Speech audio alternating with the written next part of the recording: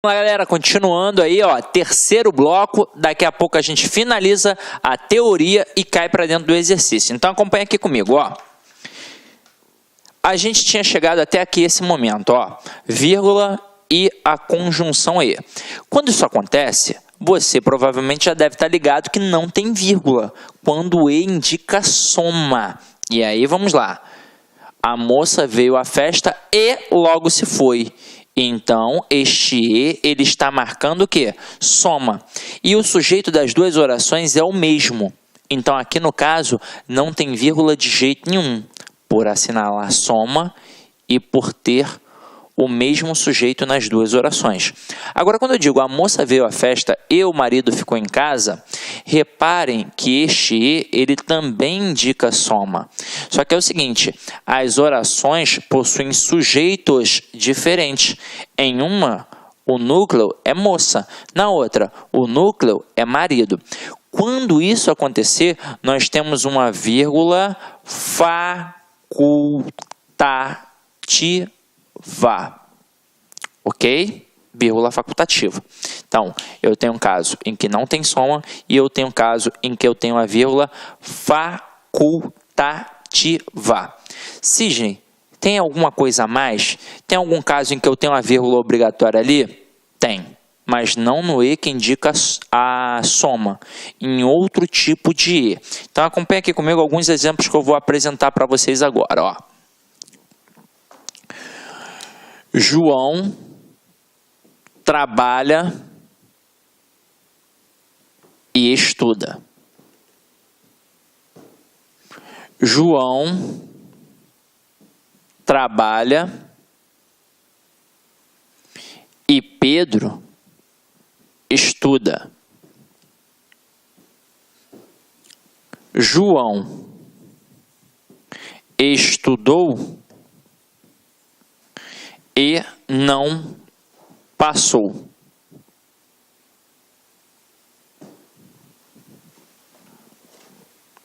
Siga este conselho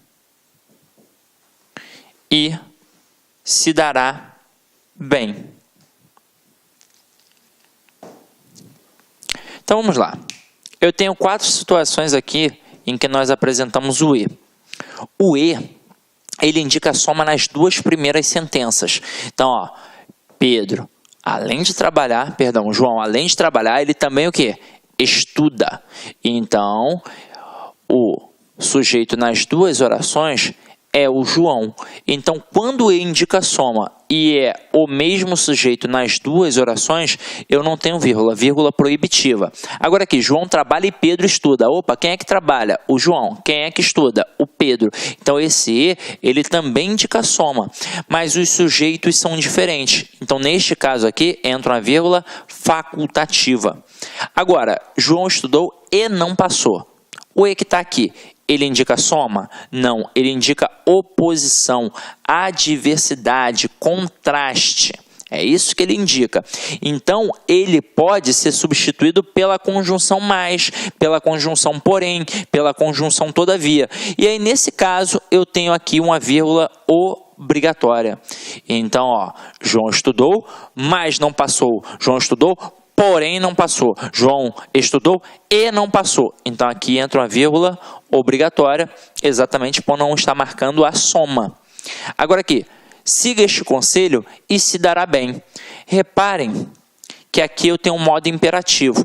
E quando eu tenho um modo imperativo, quando eu tenho uma ordem, eu preciso justificar a ordem. Então, a outra oração, ela é o quê? Ela é explicativa. Então, siga este conselho, pois se dará bem. Siga este conselho, porque se dará bem. Então, aqui entra também uma vírgula obrigatória, que separa a oração coordenada da oração coordenada sindética e explicativa.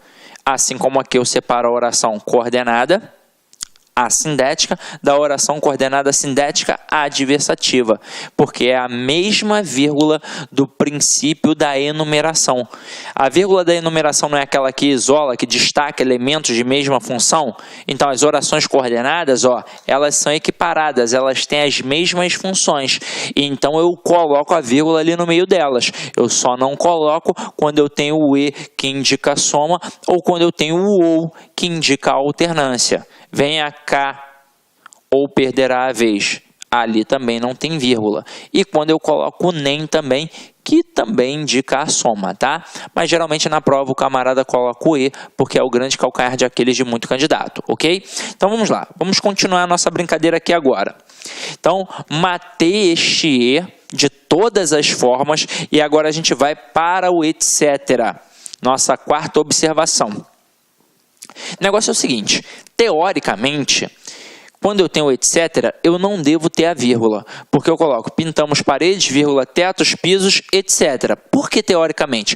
Porque a expressão etc, ela é uma abreviação, na verdade, da expressão latina etc, que significa e entre outros. Então, é como se já tivesse o e. Por isso não tem a vírgula. Então, pintamos paredes, vírgula, tetos, vírgula, e entre outros. Então, é como se não tivesse ali a necessidade de colocar a vírgula. Então, por isso a gente não coloca. Teoricamente é assim. Agora, quando você pega as gramáticas, até para avaliar, até quando o cara diz que não é para colocar, nos textos dos caras tem o quê? A vírgula. E é o seguinte, eu vou até te tranquilizar. Nunca caiu isso numa prova de concurso público. Nunca, nunca. Mas, a título de curiosidade e a título gramatical, teoricamente não deveria ter o quê? A vírgula. Tanto é que quando eu produzo um texto, eu evito a abreviação. E o etc, ele é uma abreviação. Então, o que eu coloco ali ao invés de colocar o etc? Eu coloco entre outros. Beleza? Tranquilo? Então, vamos lá. Como não é muito importante, vamos adiante. Agora, a gente tem que trabalhar a vírgula e o quê? Todos viram que a água acabou e o professor pediu que todos fizessem silêncio. Nessas duas primeiras construções, a gente tem o quê? Conjunção integrante. Todos viram isso. O professor pediu isso. Quando que é uma conjunção integrante, é impossível que tenha vírgula. Até mesmo porque a conjunção integrante, ela encabeça uma oração subordinada substantiva, que pode ter função de sujeito, função de objeto direto, função de complemento nominal. Então, teoricamente, se eu colocasse uma vírgula ali, eu estaria separando o sujeito de um verbo de um complemento exigido por ele, ou então um nome de um complemento exigido por ele. Então, não tem vírgula de jeito nenhum. Nenhum, a não ser que apareça uma estrutura intercalada ali no meio, e não é o caso aqui dessas expressões. Agora, quando este que for um pronome relativo, ele encabeça uma oração subordinada adjetiva. E aí, quando eu tenho uma oração subordinada adjetiva, eu tenho uma divisão. Eu posso ter a oração subordinada adjetiva restritiva, que não tem vírgula, e a oração subordinada adjetiva explicativa, até porque todo termo explicativo na língua portuguesa tem a vírgula. Então, aqui, restrição. Os alunos que foram aprovados não farão prova final. E aí vamos entender por que aqui a gente está fazendo uma restrição. Os alunos que foram aprovados não farão prova final. Isso significa que não são todos os alunos que foram aprovados. Então, quem é que não vai fazer prova final? Apenas aqueles que foram aprovados. Ou seja, tem aluno que não foi aprovado e, consequentemente, vai fazer a prova final. Tranquilo ou não tranquilo? Então, aqui eu tenho uma restrição. E por que a gente não coloca vírgula? Porque é de suma importância para o entendimento da frase. A gente estudou isso nas orações subordinadas adjetivas. Agora aqui, explicação ou generalização. Eu digo assim, os alunos que foram aprovados não farão prova final. Então, na hora que eu coloco vírgula, eu não marco que é um termo explicativo? Marco. E se é um termo explicativo, não pode ser retirado? Pode. Então, é como se eu pudesse dizer, os alunos não farão prova final. Então, aqui eu tenho uma explicação. Nas provas, os camaradas perguntam a classificação da oração, se é oração subordinada adjetiva, restritiva ou explicativa, é mole, quando não tem a vírgula é restritiva, quando tem a vírgula é explicativa, ou seja, quando não tem vírgula indica uma restrição, quando tem a vírgula indica uma explicação. E agora, vou te perguntar, se eu retiro a vírgula, tem algum prejuízo gramatical? Nenhum. Continua tendo a estrutura correta, mas eu tenho que alteração semântica, ok? Agora aqui, a Terra que gira em torno do Sol é o terceiro planeta do Sistema Solar. E mais uma vez eu tive aqui agora uma estrutura de explicação. Quem é que gira em torno do Sol? A Terra.